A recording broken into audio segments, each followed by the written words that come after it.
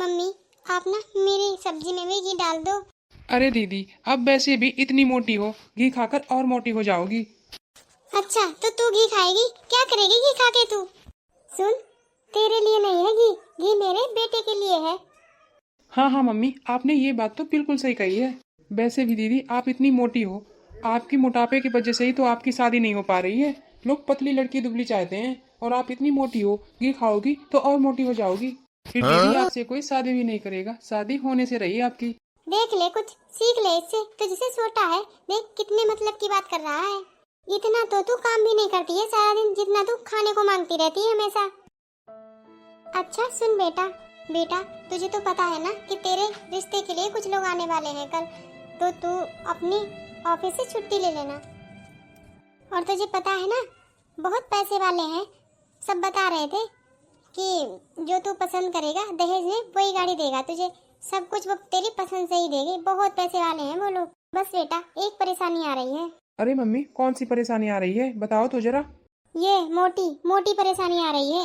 एक तो इतनी मोटी है, ऊपर से इतनी काली है। बस यही परेशानी आ रही है मेरे सामने। कहीं इसे देखकर वो लोग मना ना कर दे।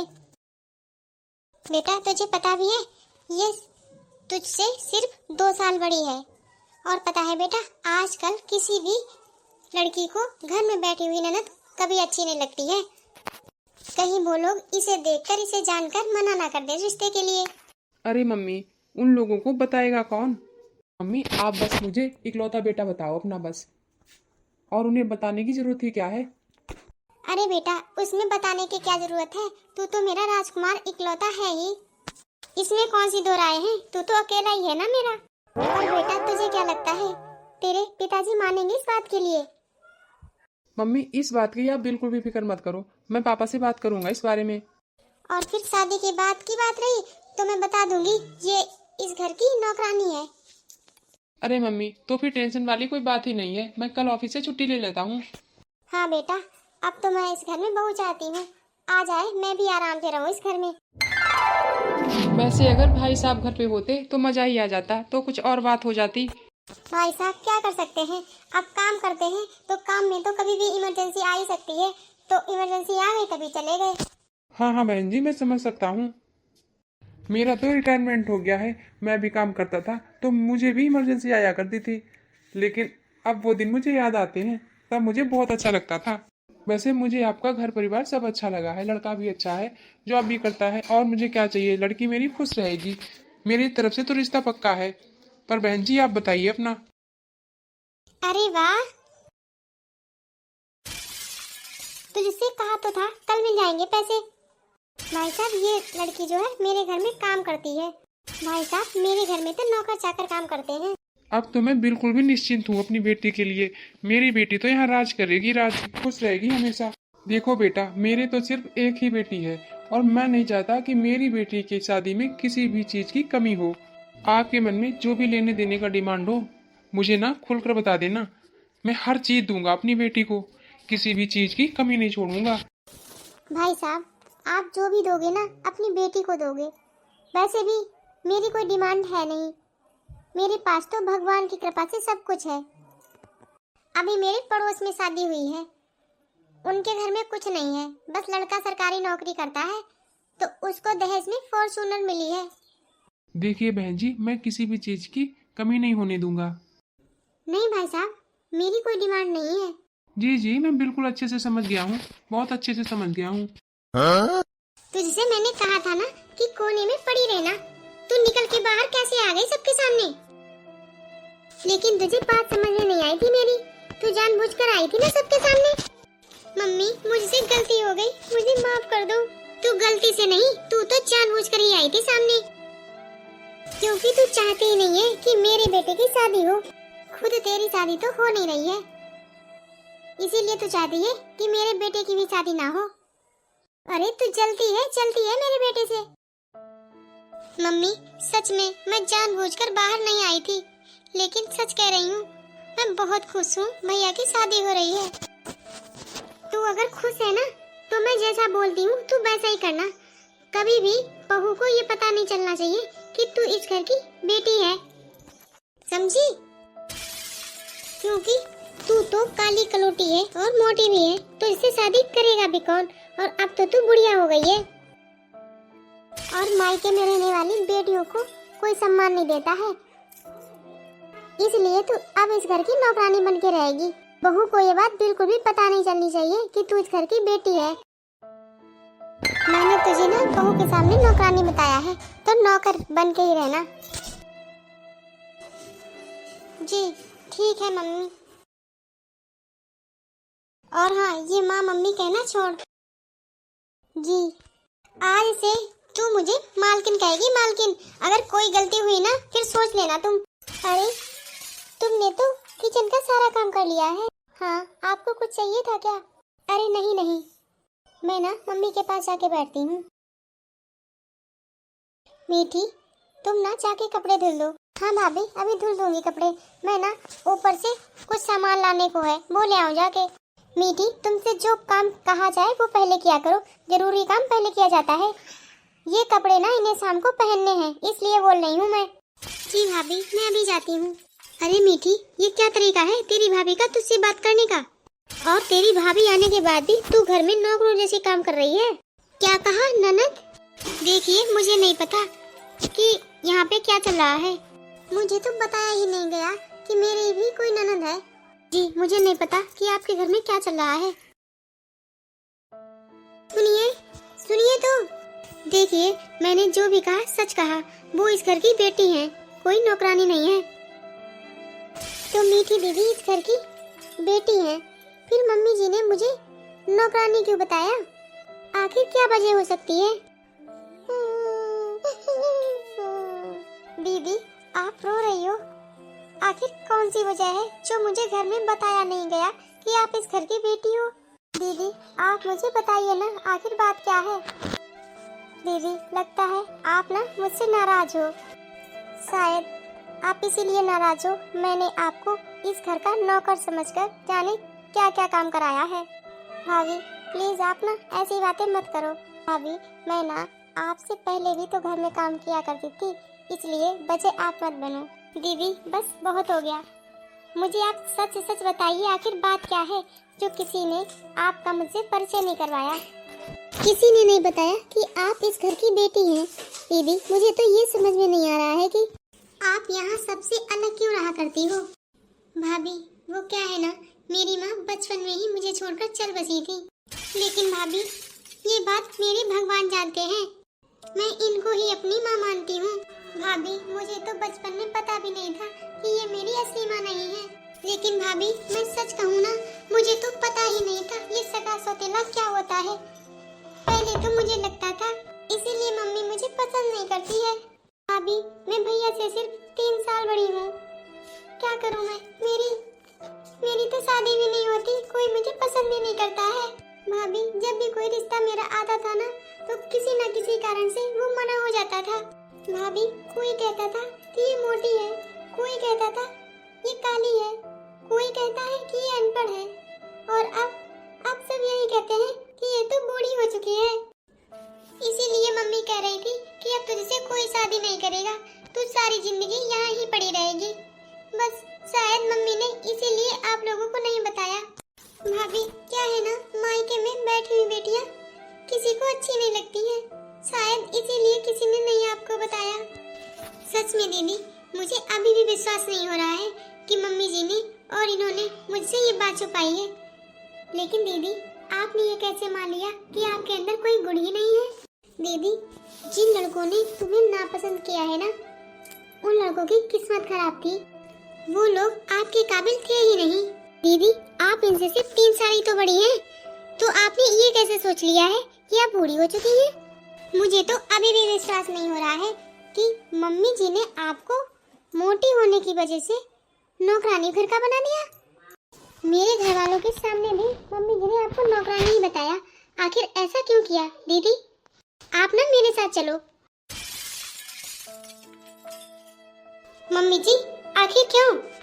मम्मी जी आपने मुझे क्यों नहीं बताया कि ये मेरी ननद है, इस घर की बेटी है, कोई नौकरानी नहीं। दिव्या, ये तुम मेरी माँ से किस तरह से बात कर रही हो? ये क्या तरीका है माँ से बात करने का? ये तो मुझे आप लोग बताओ। दोनों बच्चे एक ही घर में रहते हैं, दोनों के साथ इतना बड़ा भेदभाव। अरे माँ जी की तो बात जाने दो, मुझे तो आपने भी नहीं बताया कि ये आपकी बहन है। बस बहू बस, बहुत हो गया अब। आखिर तूने साबित ही कर दिया ना कि तू सौतेली ही है। तू तो मेरे बेटे से हमेशा से ही जल्दी आई है। तुझे मैंने मना किया था ना कि बहू को कोई बात पता नहीं चलनी चाहिए, फिर भी तूने जानबूझकर बता दिया ना। मम्मी वो मैं बस ज्यादा सीधी बनने का नाटक मत कर। आरोही, अब तू ही बता, मैं तुझे कैसे मैं दीदी के बारे में बताता।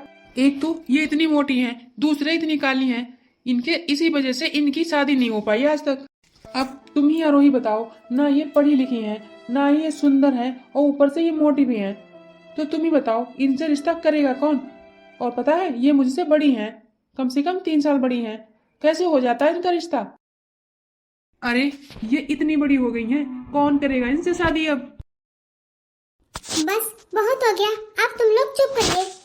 खबरदार अगर एक शब्द और बोला दीदी के खिलाफ। अरे ये बहन है आपकी, बहन चाहे काली हो या गोरी हो, बहन बहन ही होती है। और क्या कहा आपने, दीदी अनपढ़ है, गंवार है, तो इसमें दीदी की गलती कोई नहीं है, इसमें मम्मी जी की गलती है। क्यों मम्मी जी, मैंने सही कहा ना।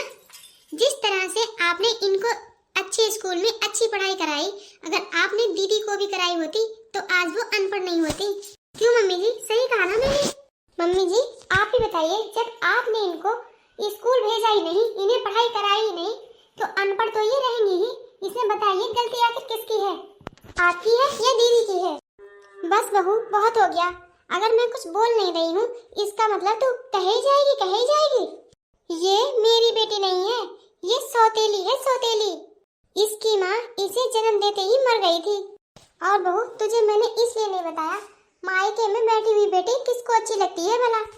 अरे बहू तू मेरी इकलौती बहू है, इसीलिए मैंने हमेशा यही सोचा है कि तुझे कभी भी कोई परेशानी ना हो। और बहू तू भी जरा दिमाग लगा, तुझे सब करा कराया काम मिल जाता है। अगर तू अलग से काम वाली लगाएगी ना तो उसे 30, 40, 20 हजार तो रुपए देने ही पड़ेंगे महीने के। और ये तो फ्री में काम कर रही है। लो दीदी चाय पी लो। अरे भाभी आप चाय यहाँ तक क्यों ले आई, मुझे बुला देती, मैं वहीं आके पी लेती। अरे दीदी अभी तक तो आप मुझे बैठे बैठे खिलाया करती थी, अब आप बैठे बैठे खाइए, अब आपकी बारी है। और दीदी आपने तो हर काम किया है घर का, मुझे बैठे बैठे खाना खिलाया भी और बनाया भी है आपने। लेकिन दीदी अगर मेरी भी किसी बात को आपका दुख हुआ हो ना तो प्लीज मुझे माफ कर देना, क्योंकि अभी तक मुझे पता नहीं था। लेकिन दीदी अब मुझे पता चल गया है कि आप मेरी बड़ी ननद हो, तो आपका तो सम्मान करना बनता है मेरा।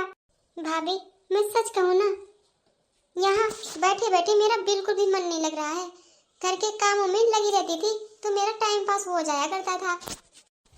अरे भाभी मैं तो बचपन से काम करती आई हूँ, तो मेरा तो मन लग जाता है काम करने में। भाभी आपने इतना किया मेरे लिए, ये तो मेरे लिए काफी है भाभी, इसीलिए मैं बोल रही हूँ आप ना घर का काम मत किया करो, मैं खुद कर लिया करूँगी। दीदी अच्छा आप चाय पी लीजिए, आप फिर तैयार हो जाइए, हम लोग शॉपिंग करने चलते हैं। लेकिन भाभी देखो दीदी मना मत करना, तुम्हें चलना है तो चलना है, चाय पियो और तैयार हो जाओ फटाफट से। जी ठीक है। अरे दीदी आ जाओ जल्दी, लेट हो रहा है। बहू उसे क्यों बुला रही हो, वो ना मार्केट में बेइज्जती करा देगी, वो कितनी मोटी है और काली भी है। अरे बहू तुझे अपनी इज्जत की जरा भी परवाह नहीं है, तू इतने बड़े खानदान से है और तू इसकी संगत करेगी। अरे तू मेरी बहू है और तू उसे साथ ले चलेगी, तुझे जरा भी शर्म नहीं आ रही है। मम्मी जी क्या है ना, अगर मैं इस घर की इकलौती बहू हूँ तो दीदी भी इस घर की इकलौती बेटी है। और वैसे भी मम्मी जी मुझे तो मेरे घर में ये नहीं सिखाया गया है कि अपने रिश्तों को छुपा कर रखो, अपना इंसान अपना ही होता है, फिर वो चाहे जैसा भी हो। मम्मी जी बेइज्जती तो मुझे इस टाइम पे महसूस हो रही है, देखो ना कैसे कपड़े पहनती हैं और किस हालत में रहती हैं वो, उनके पास ढंग के कपड़े तक नहीं है। मम्मी जी आप ना पैसों की चिंता बिल्कुल मत करिए, मेरे पास ना इतने पैसे हैं जो दीदी को मैं शॉपिंग करा दूंगी। भाभी भाभी दीदी चलिए ठीक है चलो।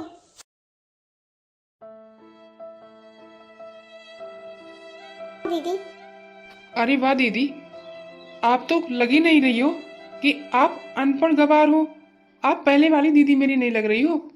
दीदी आप तो एकदम टिप टॉप लग रही हो, लल्लन टॉप लग रही हो। तो मम्मी जी बताइए दीदी कैसी लग रही हैं? मम्मी देखो ना, दीदी एकदम चेंज लग रही है ना। ये मेकअप लगाने से तेरी असलियत नहीं छुप जाएगी। तुझे क्या लगा ये सब तू ताम झाम कर लेगी तो तुझे कोई राजकुमार आएगा लेने? बहने आएगा कोई?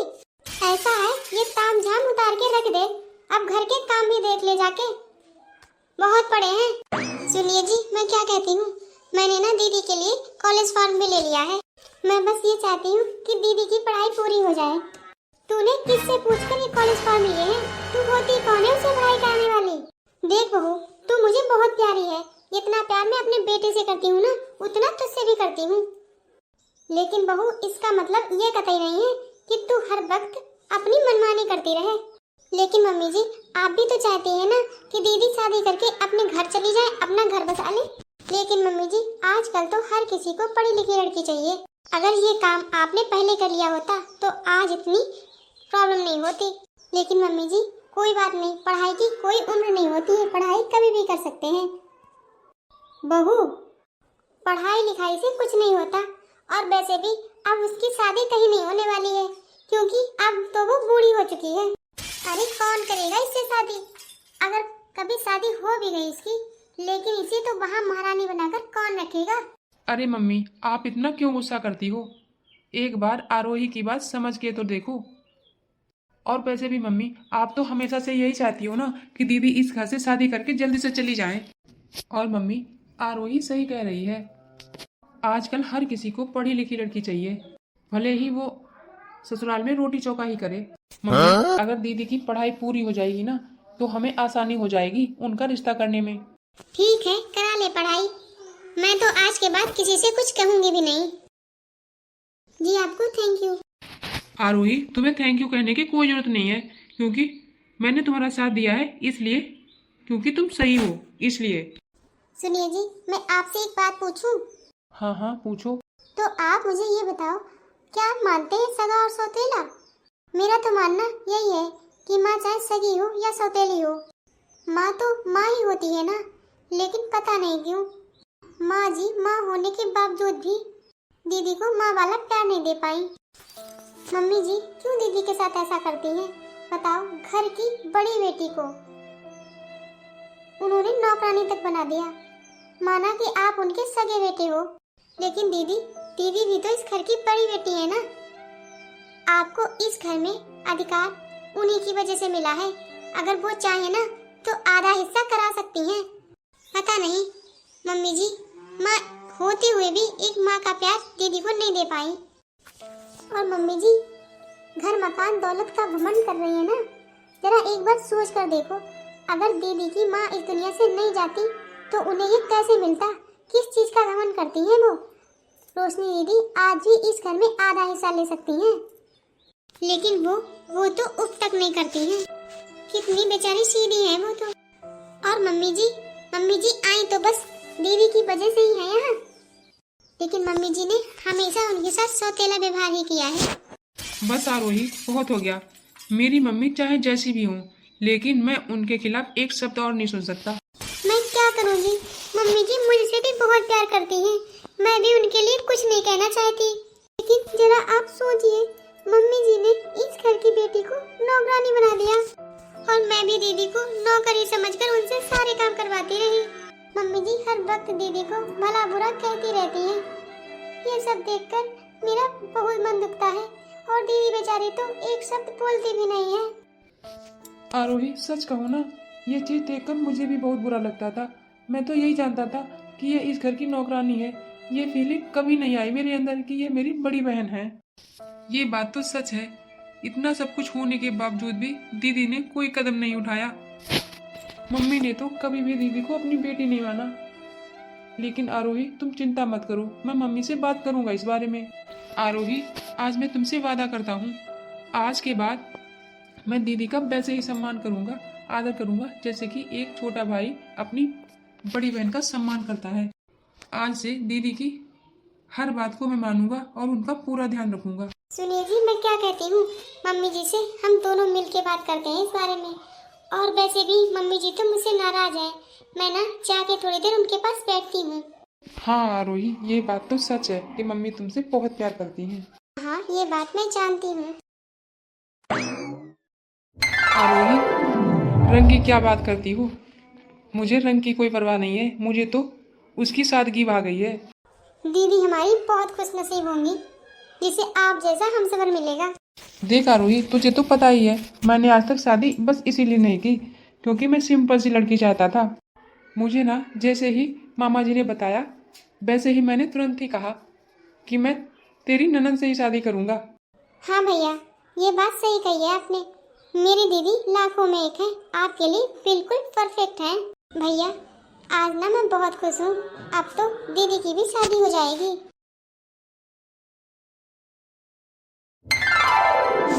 हाँ तो मेरे YouTube के प्यारे प्यारे भैया बहनों, आज मुझे आप लोग कमेंट करके जरूर बताएं कि क्या मैंने दीदी के लिए ये निर्णय सही किया या गलत किया। प्लीज कमेंट करें और वीडियो को लाइक करते हुए जाएं, चैनल को सब्सक्राइब करते हुए जाएं। तब तक के लिए बाय बाय।